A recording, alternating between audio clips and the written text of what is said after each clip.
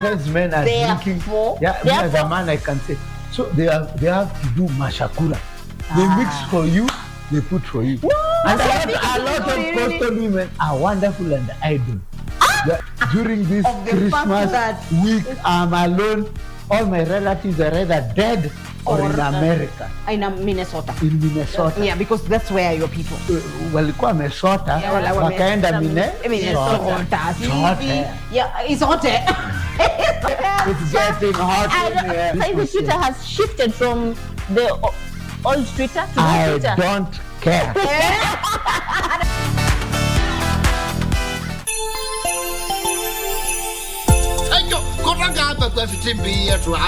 I have a KBC Channel 1 tunawatakia kila safari jema pamoja na mwaka mpya leo na mafanikio mazuri.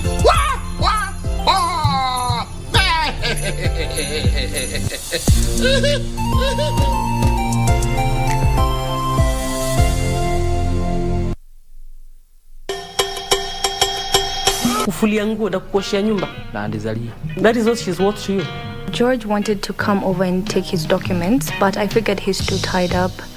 Yeah. So you offered to help? Yes. Remember, the company depends on you. But... No buts.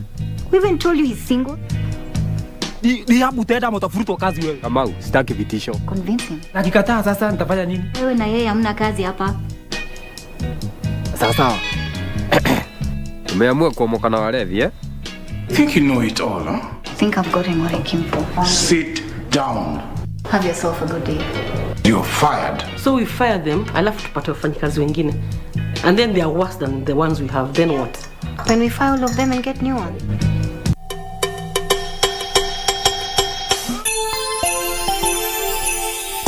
Hapa ni KBC Channel 1 Vitimbi, tunawatakia kila laheri katika sikukuu zote tuko nazo na mafanikio mema ya mwaka mpya.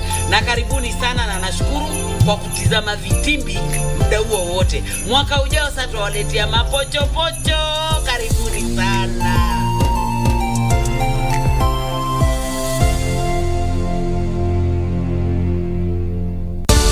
KBC Channel 1, we put people at the heart of events with our captivating weekly news features. Every day, we are breaking new grounds with informative, entertaining, and inspiring human interest stories. On Mondays, 9 p.m., we have The Cabinets. Tuesday, 9 p.m., we get inside the barracks for military tales.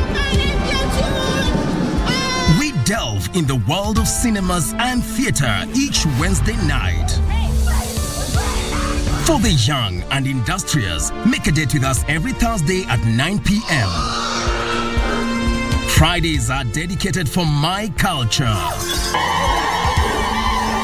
On Saturdays, we go back in time for history in perspective. And on Sundays, we get to know the process of how things are done and made.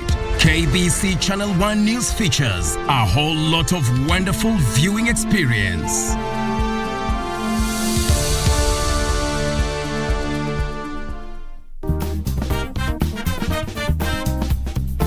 Christmas is new clothes, new shoes. Mukifika ni chai na mkate zimepakwa siagi. Hakuna mambo mengine. And one of the things that I remember about Christmas, jacaranda trees were always in bloom. In bloom. So you see, jacaranda trees, purple, Christmas. Mnaambiwa ule mtu anataka kula aende akaoge kwanza. Na mnaamwogi kwa bafu, hakuna bafu, mnaoga pale nje kwa nyasi. Na hizi zile karai za chuma. Za chuma bwana. Na maji ni baridi. Na wewe kwa vile unataka kula, unaenda kufanya haraka pichi, hata ukirudi madhara kwa hebu toa hiyo, ukitoa mgongo haina maji. Haina maji. With those chapos, were thick. They were like so this. It looked like it's like a flattened out.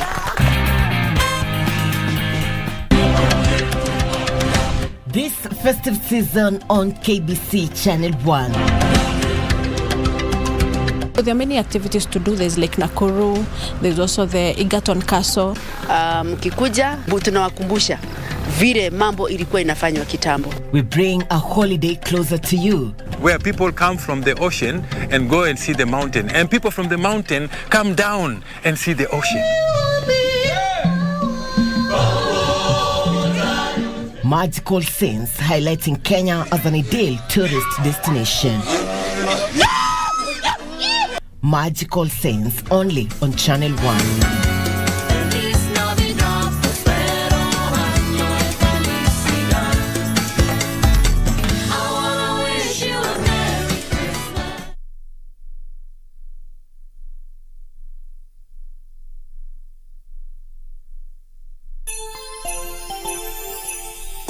Ho ho, I'll bet you all resonate to that jingle. Yes indeed, it's that time of the year again where we celebrate the birth of Jesus Christ. May your Christmas sparkle with moments of love, laughter and goodwill. And from the Able Differently team and I, we can only wish you a very Merry Christmas and a prosperous 2023. We will see you then.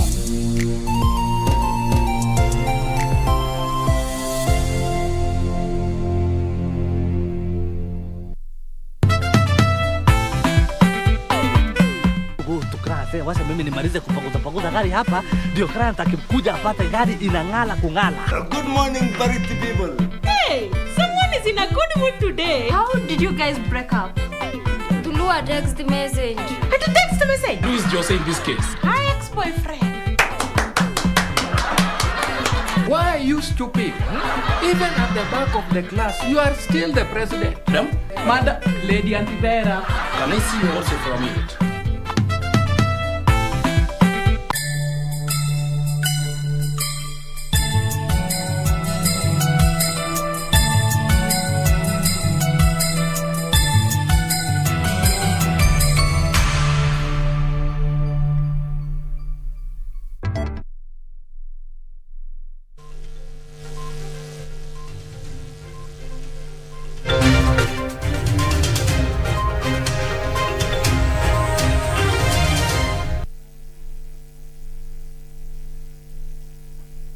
Good evening, welcome to Prime Edition. I am Cynthia Nyamai.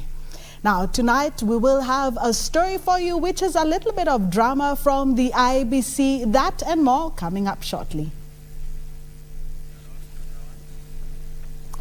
Independent Electoral and Boundaries Commission Chief Executive Officer Marjan Hussein Thursday spilled the beans over what caused the division among the commissioners on the 15th of August when the 2022 election presidential results were announced. Marjan, who appeared before the Chief Justice Aggrey Muchelule-led tribunal, revealed that a difference between 233,000 votes between President William Ruto and Raila Odinga was born of contention. Marjan added that the four commissioners who descended on the results had termed the margin small and were pushing for a rerun. I swear by the Almighty God that the evidence I will give before. Appearing before the tribunal, IEBC CEO Marjan Hussein was put to task to explain the division among commissioners on the material day. What is it that happened at IEBC that Kenyans gave to you that led us to where we are today? William Ruto was now winning. It was more by 233, and therefore, and that was now the issue. It is this 233 is too small. We need to give them a second chance for them to go for sort of a rerun. That is actually the bone of contention. The revelations made were in the presence of Commissioner Irene Masit, who is the only one yet to resign among the four accused IEBC commissioners. The chairman said, I'm not going to do that. I can't do that. The law does not allow me to do that. So at that point he asked, who is willing to go with me to go and declare the results? He asked all the commissioners, and it's only Commissioner Abdi Gure and Molo, and asked the CEO, are you willing to go with me? I said, fine. And that's when we actually left the boardroom. The other four commissioners were basically there. So Commissioner Irene Masit became bad to you because of the press conference at Serena? No. It is not that. There are so many other things that basically happened before that. Basically taking the sides, because if you want me to explain that now, I'll explain to you. One, during the meeting between we don't have do you have the minutes of the meeting? No. You want me to explain? Let me explain to you now. No. Chair, I'm in control of the questioning. Excuse me. Yaya Apartments Accommodation Manager Simon Miller, who appeared as witness before the tribunal Thursday, had a difficult time explaining the presence of Commissioner Irene Masit at the apartment. All this list, is there a name of Irene Masit? No, not on the list. So Simon, you want to tell us from this one video clip of 10 seconds of this person going in, there is no name of Irene Masit in the documents. We cannot have visual recognition of this person. That we believe you that she came in, this Irene Masit stayed for 4 days or 3 days, and there's nothing. My team was also working that night, and they identified her as Irene Masit, so that's why. Also grilled was the Nairobi Serena Hotel General Manager Anthony Chege, who gave his evidence detailing the press conference that took place at the hotel. On the 15th in the evening, a gentleman walked to the hotel and to the reception area and requested to be allowed to take up the grounds for a presser. Was this for both 15th and 16th of August 2022? Yes. You're not the one who booked the grounds for the conference, for the press conference? It's not me, but my staff. Okay. You met the person who booked the grounds? No. Do you know him? No, I don't know him. The suspended 4 IEBC commissioners include Vice Chairperson Juliana Cherera, Francis Wanderi, Justus Nyangaya, and Irene Masit. The tribunal, which has taken a break, will resume the hearings from the 23rd of January to the 27th of January 2023. Kamche Menza for Prime Edition.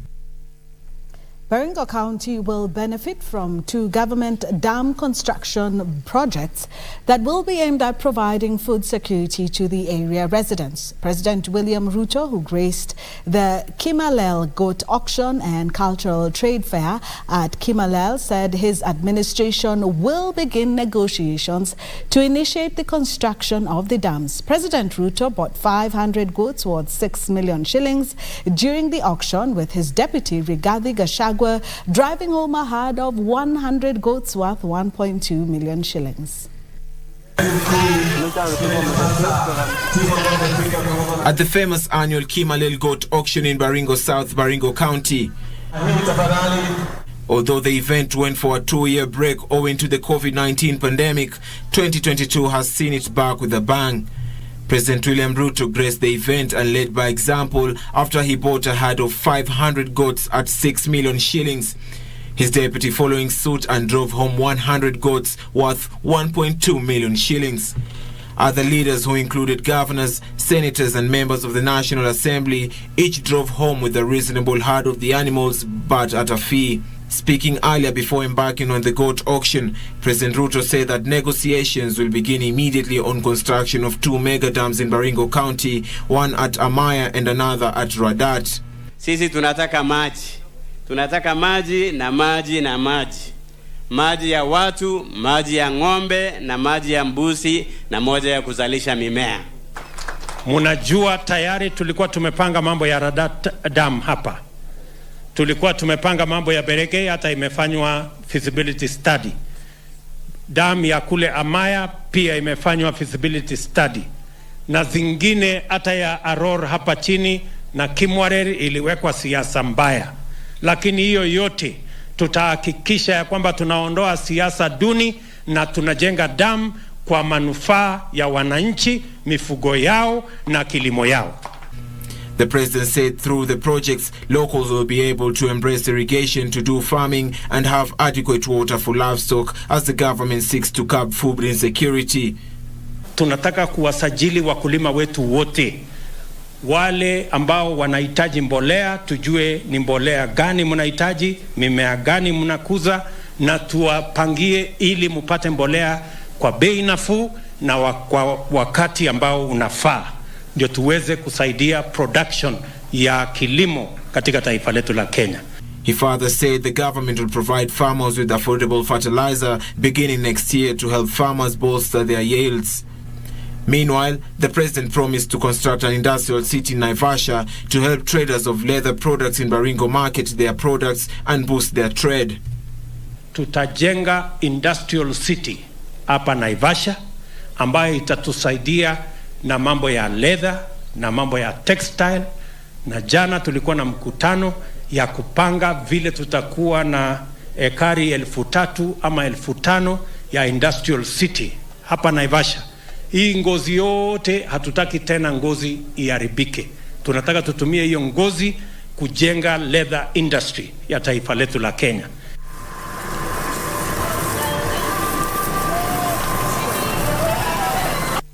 The government is working towards getting rid of all brokers and middlemen, a move aimed at reducing the cost of production in the country. Speaking at a meeting with regional commissioners, President William Ruto said the intervention at the production level will also result in the farmers producing more to ensure food security. Under the new approach, the national government administration will be tasked with the collection of data on farmers that will inform policy decisions. The surest way to ensure that we manage the cost of living, and 52% of the budget of every Kenyan goes to food. If we manage to reduce the cost of food, so that the budget of every Kenyan that goes into food purchase goes down, we will begin the journey to bring the cost of living in our republic. Speaking on Thursday at a meeting with regional commissioners at State House, the president, however, sent a stern warning to the administrators that corruption will not be tolerated. The people who are used to shortcuts, cartels, the brokers, who are waiting outside there, I want to assure you, we will do whatever it takes to make sure that we get rid of the corrupt in our system. As part of the long-term plan to make the country's food stable, the president said the government will use stockists to distribute fertilizers. We've decided that we are going to employ technology, the e-voucher, which has been frustrated for a long time by cartels and people who want to continue to benefit from shortcuts, is now going to be the primary tool for the delivery of affordable fertilizer. For Prime Edition, I'm Zainab Said.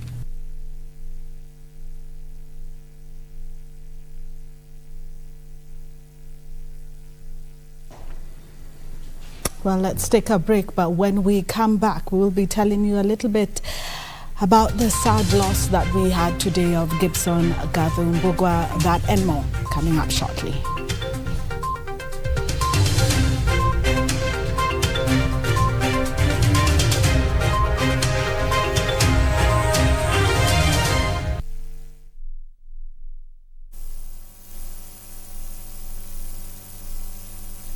Cheza loto, shinda pesa moto.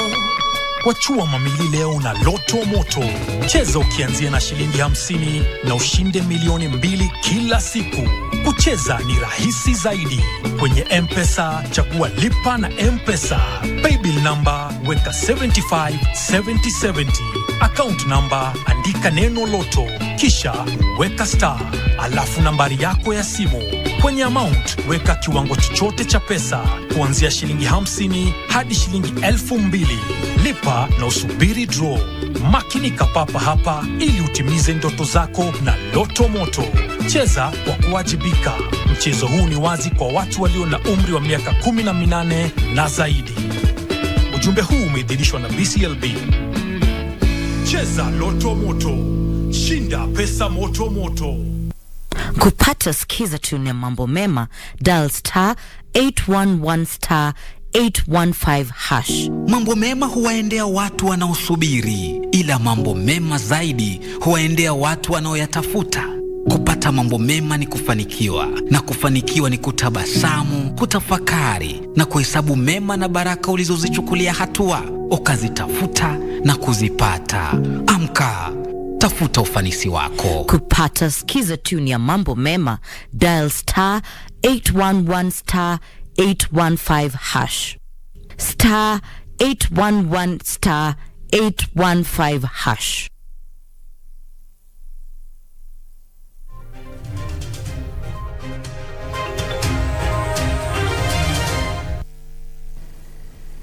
Welcome back.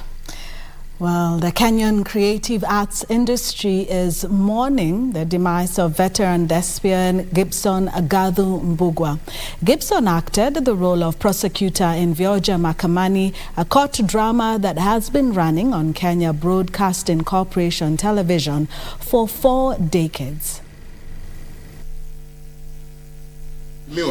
Mzee AFC ni hapa Kenya League. Hapana, hiyo si hapa. World Cup kuna kitu kama Ghana, South Africa, South Africa. Gibson Agathu Mbugua passed on in Eldoret after he developed complications following a kidney transplant in September this year. Known as kiongozi wa mashtaka in the popularly Kenya Broadcasting Corporation television court drama Vioja Mahakamani, Gibson had been ailing for the better part of the year. Following his demise, a somber mood engulfed the creative arts fraternity, with Kenya Broadcasting Corporation management and staff mourning his untimely passing. Gibson has served KBC for 40 years, thereabout, and he has been one of the main characters in our one of our flagship programs, Vioja Mahakamani, as a prosecutor. And with that, I can attest that I started watching or being entertained by Vioja way back when I was in school, and I came to work with them at KBC even today. And it's a team of Regents, the team of Vioja Mahakamani. He was very instrumental in the comeback of Vioja Mahakamani, which had taken a 10-year break. Gibson really put his foot forward in the advancement of television drama in this country through the comedy that he passionately contributed to, in terms of scripting, in terms of coordinating, in terms of sourcing for new talent into the show. I have known Gib since 1990. I was his producer from then, and I can say he had a very good taste for nice talent, good script, and he was very humorous. It's very sad that we have lost him. He's a person of respect. Someone, at any point I stop recording to induce more content in the comedy. He's someone who can listen, someone who can take directions from the director. So he's a person we will miss in life. Information Communication Technology and Digital Economy Cabinet Secretary Eliud Owalo, in a statement to newsrooms, eulogized the late Gibson as a sharp performing artist. Other leaders who condoled with the family of the late Gibson include National Assembly Speaker Moses Wetangula, who eulogized the thespian as a great comedian of our days. Interior Cabinet Secretary Kithure Kindiki, in a tweet, said Mbugua and his colleagues kept us glued to our screens on KBC and inspired a generation of actors and comedians who, to this day, continue to earn a living through him. It is sad to lose one of Kenya's greatest theatre heroes. Kenyans also took to the social media platforms to pay their tributes. Ali Audwal says, and I quote, "We will definitely miss Vioja Mahakamani prosecutor Gibson Agathu Mbugua's we mzee eleza mahakama unamaanisha nini moments. This cross-examination between him and Alexander Josephat still cracking my ribs." End of quote. Selina James Maitha, and I quote, "Renowned actor and comedian Gibson Mbugua, aka prosecutor of the Vioja Mahakamani fame, entertained us in our living rooms with his humor, mastery of the role of prosecutor, and his articulation of the Swahili language. End of quote. Gibson, who was aged 56, is survived by a widow and 3 children. Irene Mchuma Odim, the Prime Edition. The Vioja Mahakamani family, of which the late Gibson Gathu Mbugua was a member, have thanked the Kenya Broadcasting Corporation and other well-wishers for standing with Kiongozi wa Mashtaka during his illness. Gibson, who acted as the prosecutor in the long-running court drama, was eulogized by his colleagues as a humble man who provided guidance and help whenever he was called upon to do so. The late Gibson died at Medihill Hospital near Eldoret, where he was receiving treatment after undergoing a kidney transplant 3 months ago. Baada ya hiyo pressure ndio tena alikuja akapimwa akagundulikana na hiyo shida ya figo. Ndio sasa akaanza matibabu hapo Nairobi West, akawa anaenda akirudi na alikuwa hata ameanza kuwa mzuri kabisa. Hata sisi wenyewe tumeshangaa kwa sababu Gibson alikuwa ametoka mpaka hospitali na akaja akakaa nyumbani kwa muda wa siku 2-3, tena ndio alishikika akarudishwa. Sasa hata mimi leo nimepigiwa simu na Mogaka akanielezea hiyo habari ya nani? Madhe, kina Mogaka wananiitaga Madhe. Madhe, umesikia story? Ngamza story gani? Ya Gibson amefanya nini? Ati ameaga. Mimi in fact nimemwambia Mogaka wacha ujinga. Na nikakata simu. Kwa sababu tokea hii wiki nzima tumekuwa tukishughulika na shughuli za Gibu, maana yake tulikuwa tunataka Gibu aletwe pande hii ya Nairobi atoke Eldoret. Sasa nikampigia Lucy simu. Ngamza Lucy akushika ngapigia Undieki. Ngamza Undieki ni nini? Nasikia Undieki hata aniambie Undieki ni kulia tu analia. Kikubwa kile watu walikuwa hawajamuelewa Gibson na hawajui juu yake. Wao walikuwa kichukulia Gibson ni mtu mbaya sana, anapenda kusomea watu. Kwa mfano kama sasa ukija audition, Gibson akikwambia ufanye kitu, akiona umefanya hiyo kitu wrong, anakutolea ukali. Sasa akisha kutolea ukali, watu walikuwa kimbeba wrong.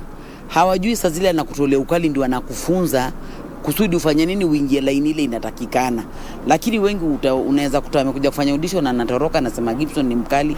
Watu hawakuwa wakimuelewa Gibson, wale wageni. Lakini baadaye mtu akikaa anarudi kumuelewa Gibson, kumbe hata si mtu mbani, mawaidha tu alikuwa akisaidia nayo watu. Sasa wakati mmoja naye Torongongo wajua alikuwa kufanya kazi Kenya Railways. Ikawa amenyimwa ruhusa kazini. Wale watu wa railway wakamwambia kuna kazi lazima itamalizwa. Sasa ikawa pia kipindi hakitasimama. Akaitwa Torongongo. Akaitwa huyu marehemu Gibson. Maana Gibson yeye akija alikuja kama tu anacheza school boy nini, alikuwa mdogo. Akajaribu hiyo court prosecutor na akaiweza. Na ndio naye kuanzia wakati huo hiyo miaka hiyo tunasema ya Gibi aliingia prosecutor kama miaka 80. Lakini hizo roles zingine alikuwa amekuja 79 huko. But sisi wote tulijuana na Gibson 1975. Mimi kumbuka sana. Akija alikuja na kina Mzojuang, the late Mzojuang, walikuwa ni vijana wa bahati, walikuwa na drama team yao. Yeye hata sidhani kama kuna mahali alijifunza. Nafikiri hiyo ni talent alizaliwa nayo. Maana yake automatic alikuja na akaingiana na hiyo party yake, na mpaka hata nyinyi wale mmekuja juzi mmemuona wakifanya kitu unaona kweli huyu ni prosecutor wa kikweli. Hata saa nyingine anatuongoza sisi, saa nyingine tunafanya kitu asema fuateni hapa hivi, na tukifuata tunaona kweli inakuwa nzuri. Well, that's just part of our history. Grew up knowing Gibson Mbugua all my life and never missed Vioja Mahakamani. My deepest condolences to his family and friends. Now, moving on. The Ministry of Health is cautioning Kenyans to observe good personal hygiene practices during the festive season in the wake of emerging health threats such as cholera. Health Cabinet Secretary Susan Nakamuche says though the government has issued an alert to the health workers across the country, Kenyans should be vigilant to prevent chances of infection and spread of epidemic-prone diseases. As Zainab said, side reports, the Cabinet Secretary has also appealed to doctors to call off their strike planned to start in January 2023. Health Cabinet Secretary Susan Nahumicha notes that although the government has put in place a raft of measures to mitigate against the spread of epidemic-prone diseases, the buck stops with the public. People are encouraged to ensure frequent hand washing and sanitization at all times and wearing of face masks in confined spaces. Those with flu-like symptoms should always wear face masks when in close proximity with other members of the public. At the same time, the Cabinet Secretary called on the Kenya Medical Practitioners and Dentists Union to call off its planned industrial action, promising to initiate dialogue with all healthcare workers' unions. I urge all professional associations, labor unions in the sector to embrace positive dialogue as we serve the beloved citizens who we took an oath to diligently serve. Nahumicha at the same time called on the county government to pay Kenya Medical Supplies Agency all pending bills to enable it deliver on its mandate. If these monies are not paid, then they cause us interruptions in the supply chain. You know, it's a continuous supply chain that when we receive funds from the counties, we are able to pay our suppliers and therefore able to stock products that we eventually release to them. According to the Cabinet Secretary, plans by the national and county governments to remunerate close to 9,000 community healthcare workers countrywide are at an advanced stage. For Prime Edition, I'm Zainab Said. The AU Commission convened its second senior commanders meeting between the Federal Democratic Republic of Ethiopia and the Tigray People Liberation Front on the implementation of the permanent cessation of hostilities agreement at the KDF Moran Training Center Thursday in Nairobi.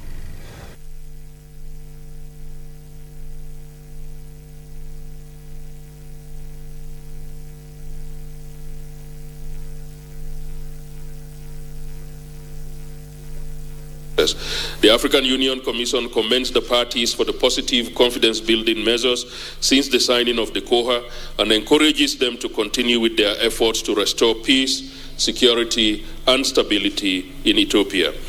Part of the agreement that was signed by the senior commanders when they came to Nairobi last time, which is what we are now beginning the process of verifying, did state the removal of all foreign forces from the Tigray region.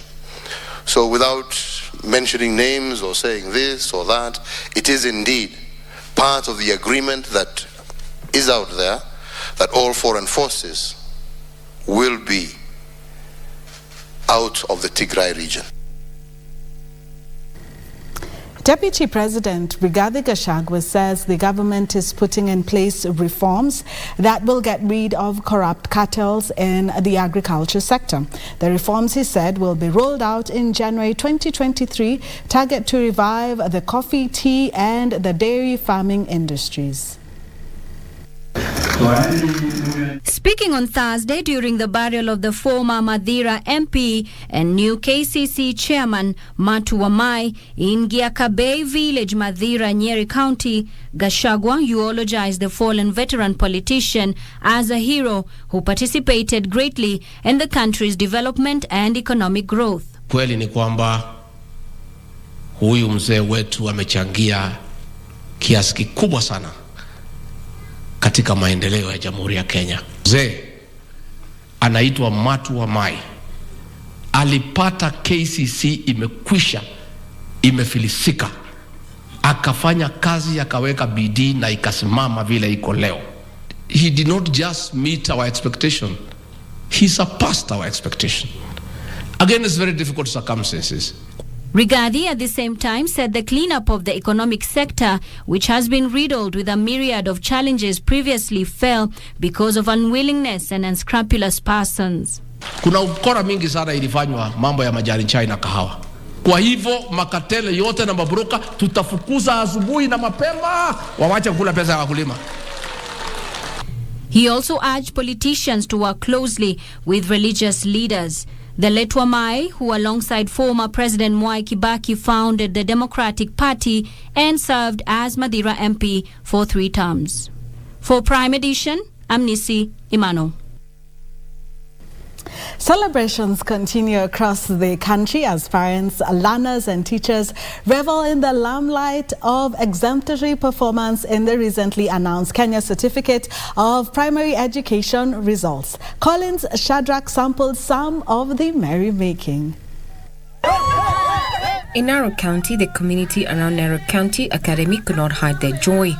4 candidates got 412 marks each, while the school recorded a main score of 393.63. We're very happy as a family, and I want to first of all, thank God for this. Thank the school administration, the director and her team, the staff, everybody within this setup. In fact, without them, this would have not been achieved.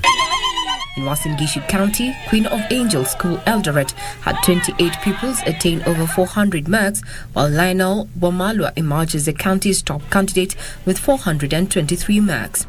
Elsewhere, it was celebration galore in Makueni County, where Emmanuel Springs topped in their region, while Premier School produced the top pupils Collins Muli and Albert Mtsimi, who scored 429 and 425 marks respectively. My KCP performance was 429, and I thank the Lord for it.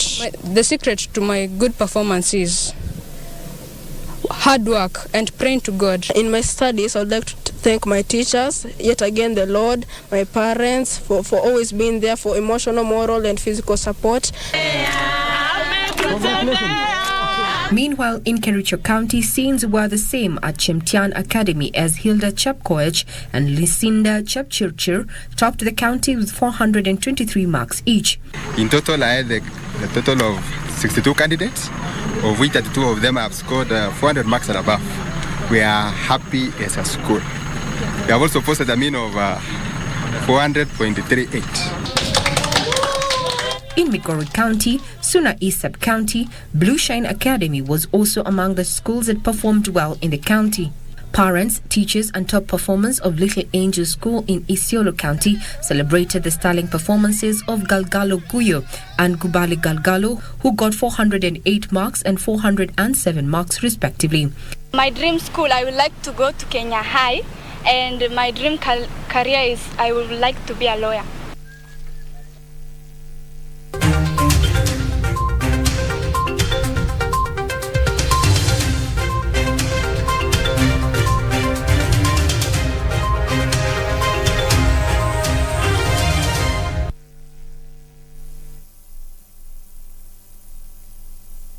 Wachua mamili leo na Loto Moto. Kucheza ni rahisi zaidi. Kwenye M-Pesa, chagua lipa na M-Pesa. Paybill number, weka 757070. Account number, andika neno Loto, kisha weka star. Alafu nambari yako ya simu. Kwenye amount, weka kiwango chochote cha pesa, kuanzia shilingi 50 hadi shilingi 2000. Lipa na usubiri draw. Cheza kwa kuwajibika. Mchezo huu ni wazi kwa watu walio na umri wa miaka 18 na zaidi.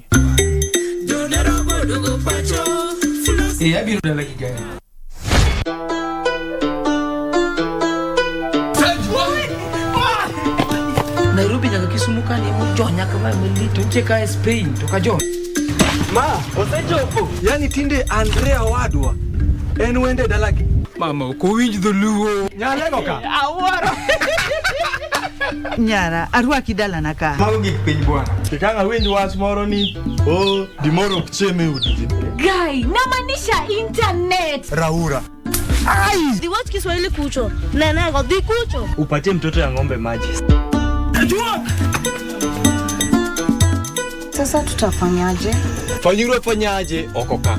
Okinyal nindo gi dhako edala na kaendi. Dipo kikwongo na golo kodhi. Onge gimodhi timo, ono dhima na nindo. Tom. Fundisha mtoto wako adabu. Wacho nango. Mimi natuka baba Tiff, natuka mama. Wewe natuka kokorio ko. Dongo pesa na uteni. Traffic police nyalo katama kana tingo chango katero Nairobi. Ohalo kriwe watu siepa. Kaginyalo li pesa sani to gioliwa. Olgigi miwa mundior na sani bwana. Mimi kisapatia nyakwara yangu. Mama, adwani mondi dhi bed piny mos. Mondi go ikwan. Nigi kipande jo Nairobi okelo. Pesa di. To gikimimiyo gigidhigo to pesa di. Mayo jana ropa.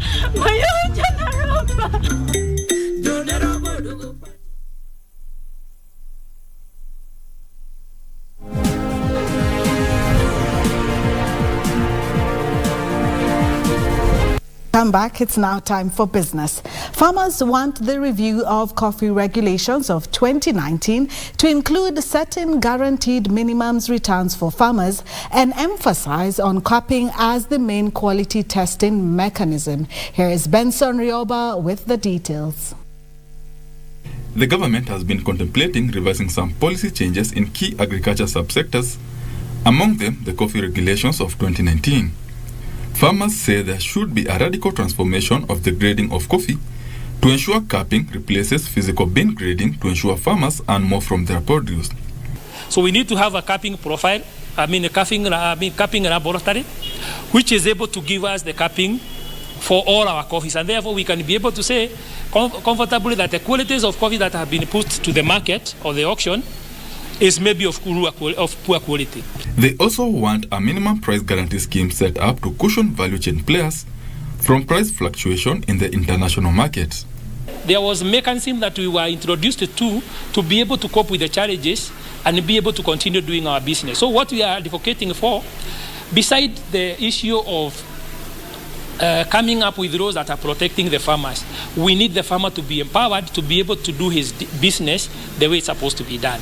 Some of the things that actually count towards the quality of coffee is that it's enjoying maximum support of all the practices. Coffee farmers have been advised to check on the minimum residue requirements for key international markets after a consignment from Kenya to Japan was intercepted last month on account of high chemical levels. You see, the moment you get several containers being rejected, it therefore means that is a red flag, and we might find ourselves having a total ban on the coffee. But as things start today, we don't have an absolute ban.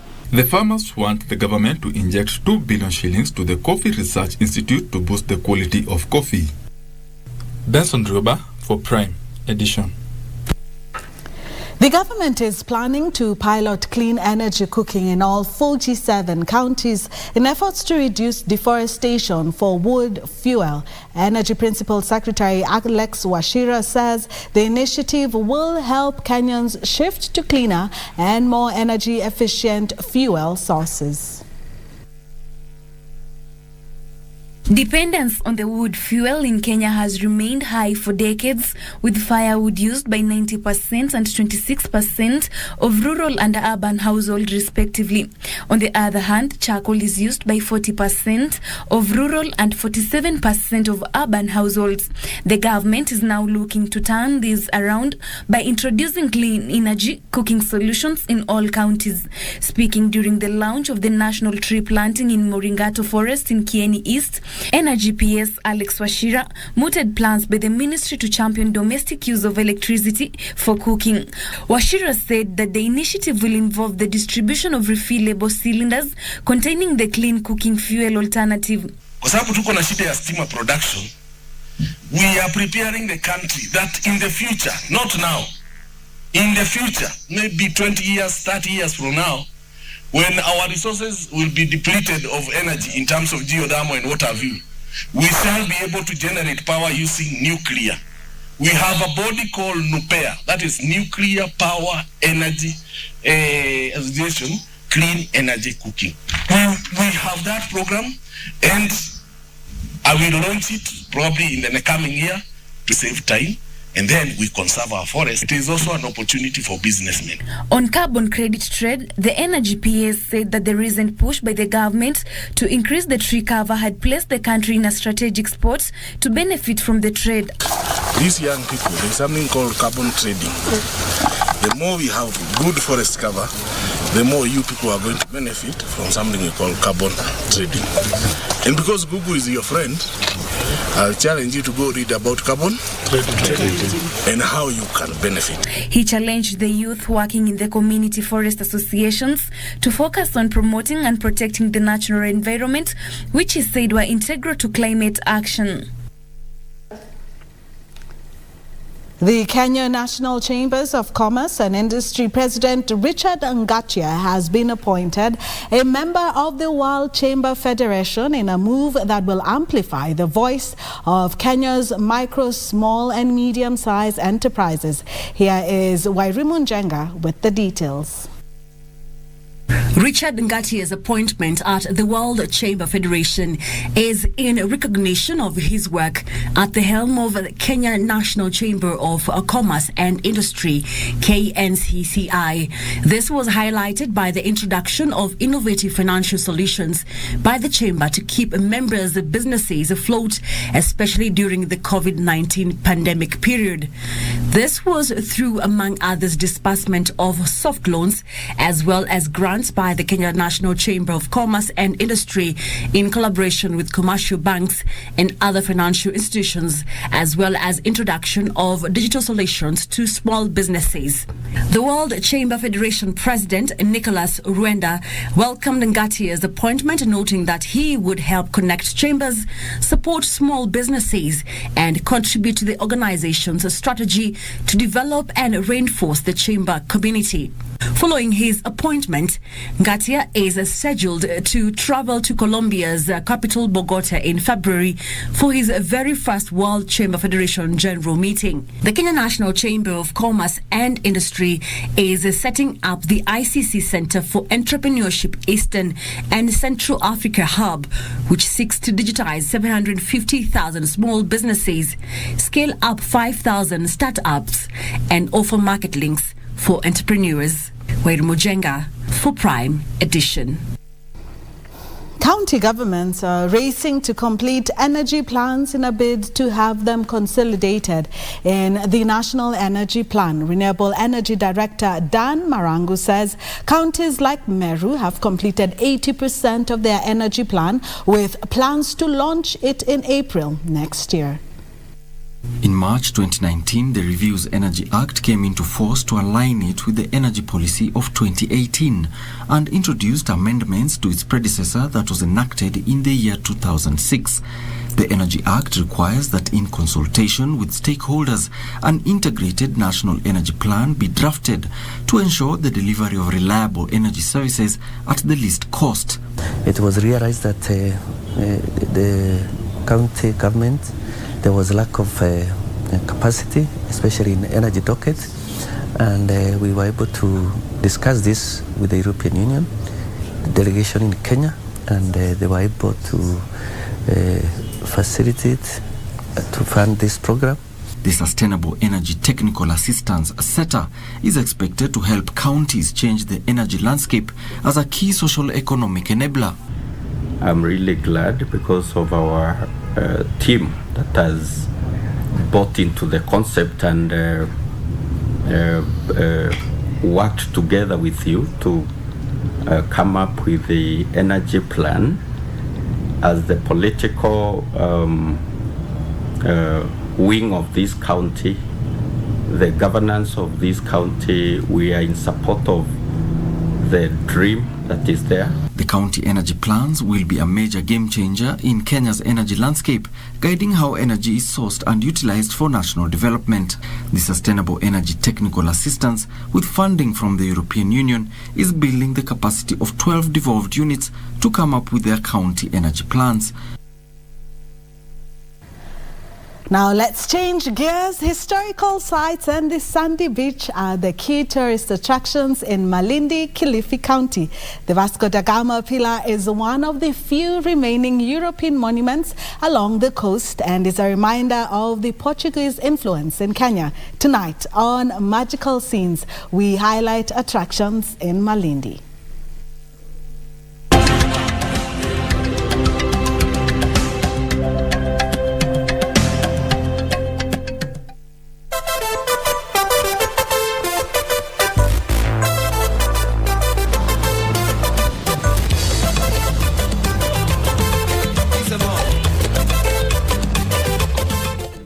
Malindi town dates back 600 years ago, and the Vasco da Gama Pillar remains one of the tourist attractions in this Swahili-cultured associated town.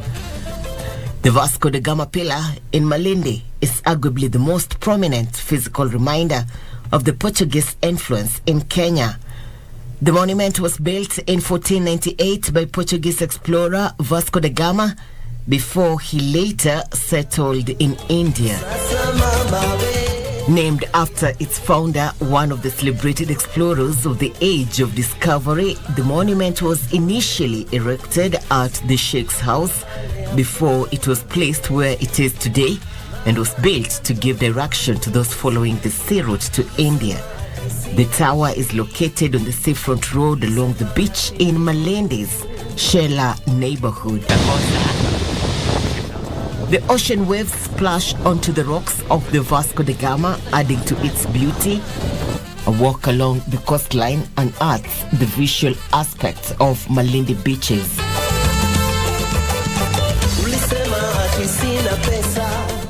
The white sand beaches, the clear skies, and blue Indian Ocean waters places this town as one of the most magical destinations for tropical holidaying. Varied groups, including corporates, couples, and friends alike, visit the beach for recreational activities. The beaches pride in the richness and large varieties of sea creatures, besides offering an ideal platform for bathing, diving, walks, and simply relaxation.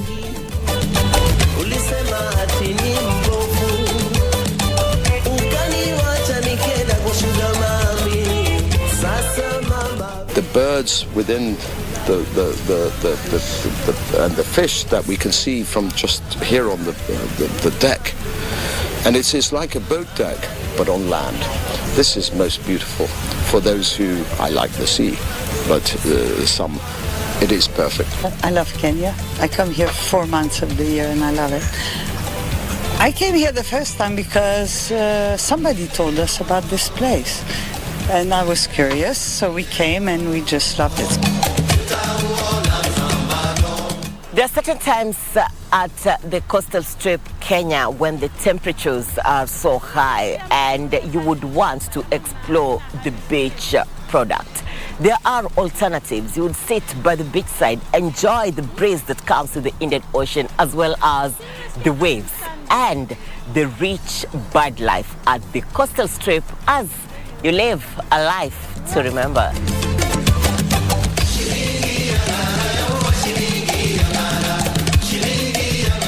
Irene Mchuma Odim, Magical Sense in the county of Kilifi.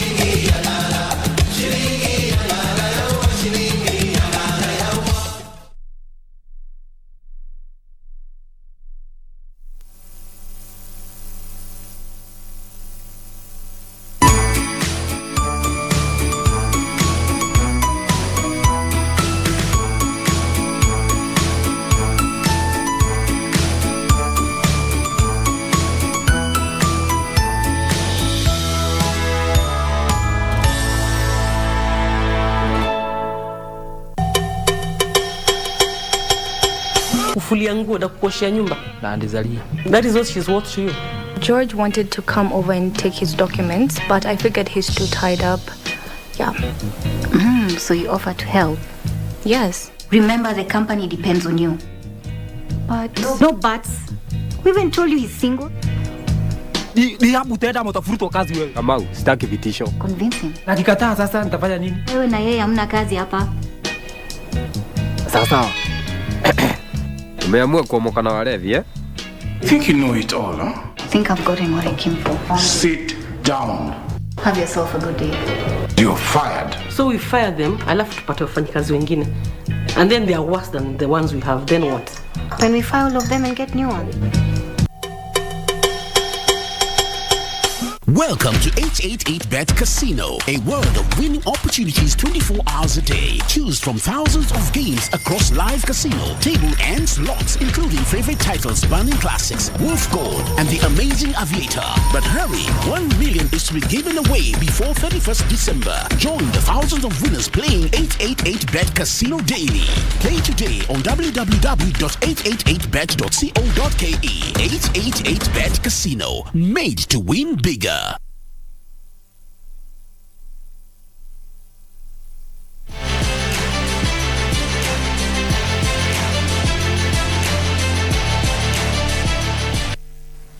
A very good evening to you. Welcome back. Let's now take a look at what's making headlines in the world of sports. My name is Karen Kibet. Now, the 2022 world champions Argentina have moved to the second place in the FIFA rankings after winning the just concluded World Cup in Qatar. Brazil hold a narrow lead over Argentina, who would have jumped ahead of their neighbors and rivals had they beaten France in last Sunday's World Cup final in normal or extra time. France may have lost their world crown, but they are back in the top three, while Belgium dropped to the fourth place after they failed to reach the knockout phase at the Qatar 2022, while England remained fifth in the rankings. On the back of their respective runs to the last four of the World Cup, Croatia and Morocco now take the 7th and 11th places respectively. Similarly, Australia are now in the 27th place, while Cameroon moving to the 33rd place. Saudi Arabia, who beat Argentina in the group phase in Qatar, move into top 50, as Burkina Faso also made it into the top 50. In total, 7 teams have risen by more than 10 places in the rankings since December 2021.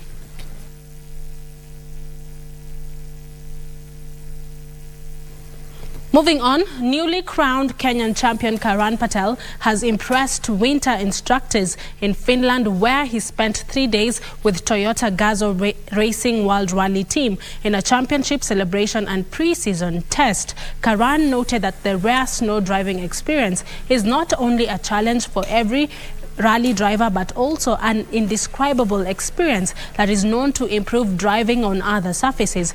Hosted by team principal Matti Latvala, the youngest ever world champion Rovanperä and his Toyota teammates Takamoto Katsuta and Elvin Evans, the 3-day event featured a series of experiences that inspired the Kenyan champion.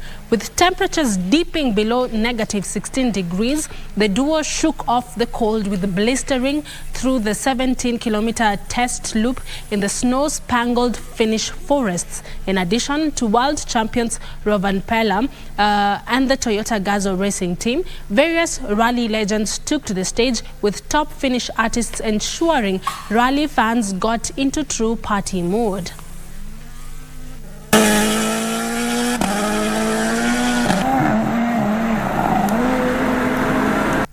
Players of Scarlet FC, champions of the 2022 season of the Wazee Pamoja League, were last night rewarded for their dedication, performance and achievements throughout the season. More than 15 players were recognized for their performance on and off the pitch that contributed to the team being crowned champions of the 11-team league.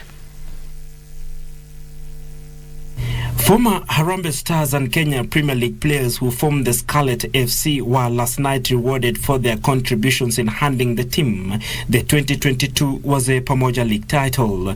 The side won the league after losing only one match and going 5 opening games without conceding a goal.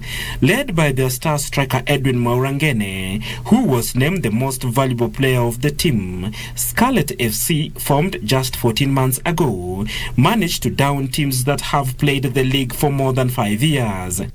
Already kitu kama hii inaonyesha pia watu wengi already tukiwa organized hivi na gala kama hizi. Ni rare sana upate football teams sasa zenye ziko already kwa top level unaweza pata kitu kama hii. So ni kumaanisha with proper organization na proper funding watu wakuja through hizi vitu zinaweza fanyika kwa kila club. Na already ni motivation kwa each and every player. Kitu kama hiki happen, seriousness inapanda zaidi. Na pia kwa majuniors pia wanaona hizi vitu zikihappen, so it happens, pia wanajiinua. Morris Odipo, Paul Mungai Kiongera, Oscar Kadenge, James Situma, Geoffrey Kataka, Samuel Mwangi and Duncan Otieno were among the players feted at last night's ceremony. Most of our players are used to be on top, being recognized by everybody, earning good money during their playing career, but after that, everything just stops. So we've decided that our main vision and mission is to try and, by playing football and teaching these guys life skills, they can know how to navigate life outside football. Besides playing at their very best on the pitch, the former internationals are positively impacting children from humble backgrounds with knowledge and skills in football as a way of giving back to the society. We are just requesting the government to also invest more in programs of educating these young footballers on how to take care of their money when they are at top, or at the top, so that they can live a comfortable life after they retire from active football. The team takes a 2-week break and will play their first friendly matches in January next year before the 2023 season begins. Beautiful. Thank you, Buckley, for that report. The Intercity Football Tournament kicked off today at the Dagoretti with both girls and boys from Nairobi participating in the tournament. The tournament had been registered over 48 teams with players of different ages contesting for various awards. The tournament will be held thrice in a year when the children close school for the holidays. At the end of the tournament, there are awards to be won, including exercise books, school bags, and also geometrical sets. The tournament is set on nurturing talents of young boys and girls as they do something other than schoolwork.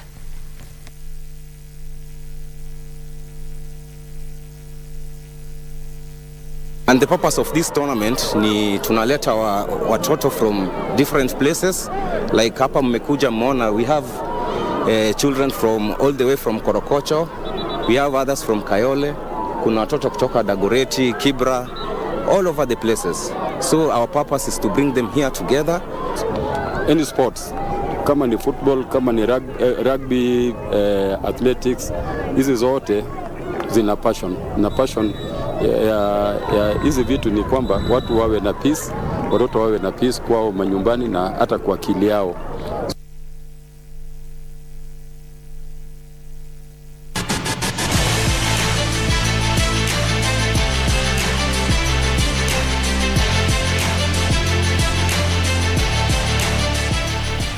Those are all the sports stories we had for you tonight. I'll see you tomorrow at the Easy Friday with more sports stories. My name is Karen Kibet. Have yourself a peaceful night. But my colleague Cynthia Nyamai is on the other side of the studio with more. Cynthia? Thank you so much, Karen. I was going to talk about Rama, who's just sent in a comment and said he would like to enjoy the goats that the president has been buying today. That's a story that we had earlier on. Thank you so much for your feedback and comments. This is the second last Thursday of this year, so by the time I see you next week, a lot of you will have celebrated Merry Christmas. So from me and the rest of the team, I wish you a Merry Christmas, happy holidays, and have a good night.